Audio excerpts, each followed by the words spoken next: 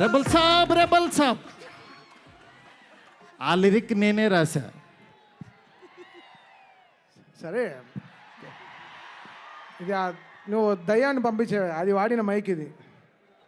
ఓ మంచిదే కదా డార్లింగ్, ఆ దెయ్యం వల్లే 4 డబ్బులు వస్తున్నాయి ఇప్పుడు.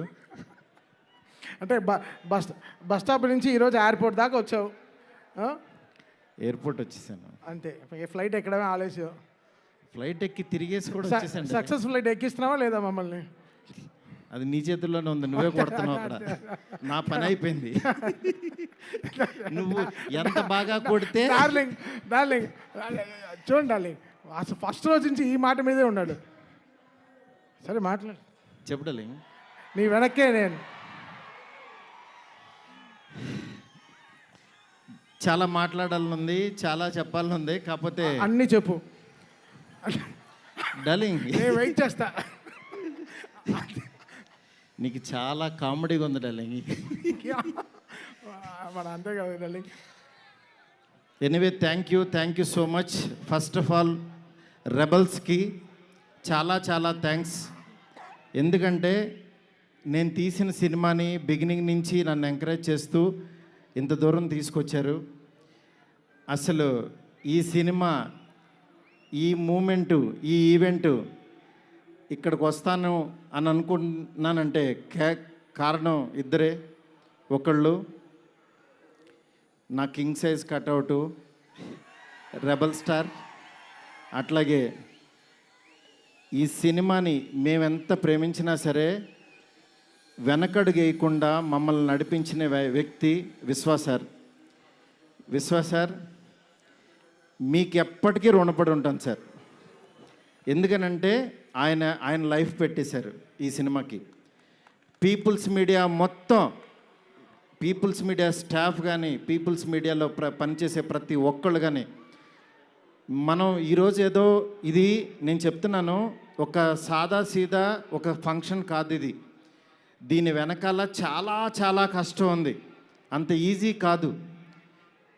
మేము ఒక రెబల్ స్టార్ని తీసుకుని వచ్చి, ప్రభాస్ గారిని తీసుకుని వచ్చి భోజనం పెట్టి పంపించేసే అలాంటి సినిమా తీయలేదు ఇది.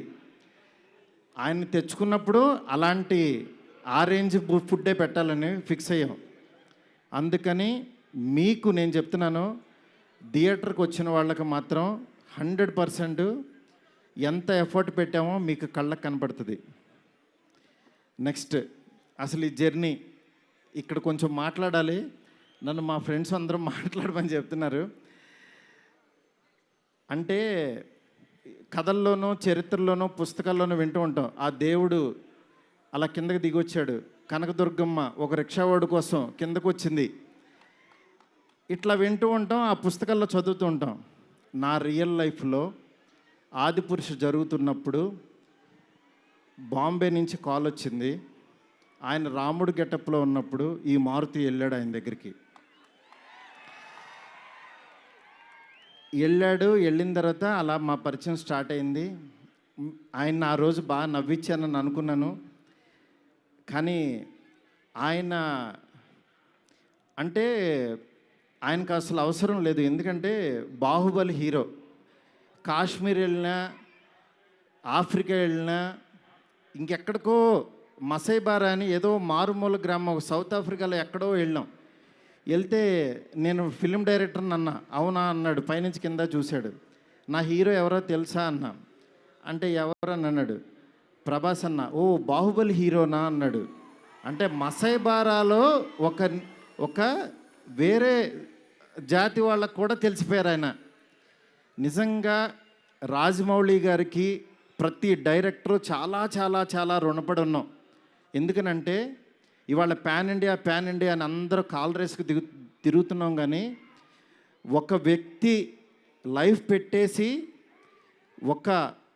ఒక మీడియం రేంజ్ హీరోని ఒక పాన్ ఇండియాకి పరిచయం చేసి ప్రపంచానికి ఈరోజు ఒక పెద్ద కటౌట్ని నిలబెట్టారు ఆయన. నిజంగా మనం ఒక తెలుగు ఇండస్ట్రీకి ఈరోజు ఒక స్వర్ణయుగం లాంటిది. ఒక సుకుమార్ గారు, ఒక సందీప్ రెడ్డి వంగ, ఒక ప్రభాస్ గారు, అల్లు అర్జును, ఇట్లా అసలు ఎంతమంది ఎన్టీఆర్ గారు, ఇట్లా రామ్ చరణ్, ఇట్లా ఎంతమంది స్టార్స్ తయారవుతున్నారు. నాలాంటి ఒక మిడ్ రేంజ్ సినిమాలు ఒక 11 సినిమాలు చేశాను.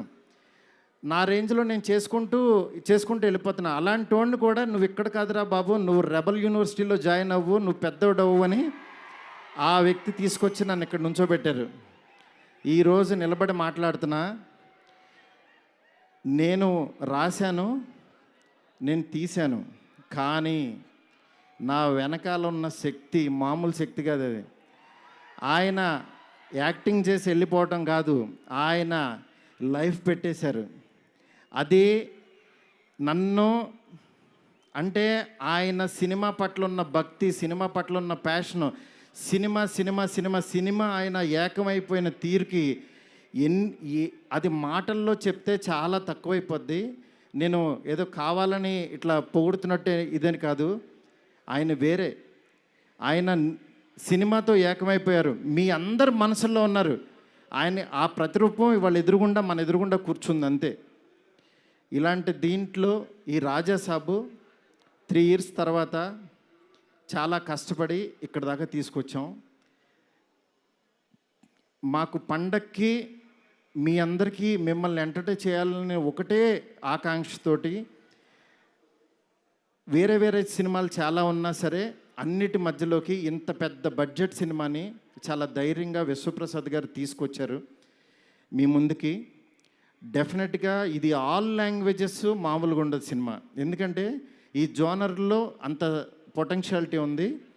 నెక్స్ట్ ఈ జోనర్ నెక్స్ట్ లెవెల్కి తీయగలిగాం. అలాగే నార్త్లో అనిల్ తడాని గారు రిలీజ్ చేస్తున్నారు, ఇక్కడ మైత్రి ఫిలిమ్స్ ద్వారా రిలీజ్ అవుతుంది. ఈ సినిమా నేను చెప్తున్నాను, ఏదో నేను తీశానని కాదు, నేను ఒక ఆడియన్ లాగానే చూస్తా. ఎప్పుడైనా సినిమా తీసాను నా పని అయిపోయిందని బయటకు చూస్తా, కానీ ఈ సినిమాని యాజ్ ఏ ఆడియన్గా రోజు నేను తీసిన సినిమా వేరు, తర్వాత ఆర్ఆర్ చేస్తున్నప్పుడు చూస్తున్నాను ఒక్కొక్క రీలు. నిజంగా నేను తీసిన సినిమాకి నాకే కన్నీళ్ళు వచ్చినాయి. ఆయన పెర్ఫార్మెన్స్ చూసి ఫస్ట్ రీల్లోనే నేనే కూర్చుని ఏడ్చా. ఆయనకి మనోడు అలెక్సా లైట్స్ ఆఫ్ అని అంటాడు, అన్న తర్వాత నేను ఏడుస్తున్న సంగతి ఎవరికి తెలీదు. నిజంగా అంత గొప్ప పెర్ఫార్మెన్స్ని ఈ సినిమా కోసం ప్రాణం పెట్టిన ప్రభాస్ గారికి ఎంతైనా రుణపడి ఉంటాను. డార్లింగ్, మాటల్లో చెప్పలేను డార్లింగ్, నాకు ఏడుపు వస్తుంది డార్లింగ్ మిమ్మల్ని చూస్తే.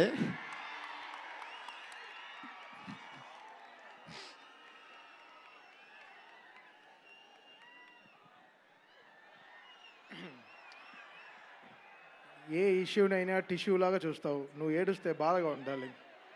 ఎస్కేన్, వీ నీడ్ యువర్ పవర్. ఇంకా ఇప్పడానికి ఏం లేదు, షర్ట్ ఇప్పటి యూ డిడ్ సంథింగ్. డార్లింగ్, నేను మీకు తెలీదు, ఎవరన్నా చనిపోయినా ఏడవను. ఎందుకంటే వెళ్ళి కాసేపు చూసుకుని చావు కామన్ కదా అనుకుని వచ్చేస్తూ ఉంటా.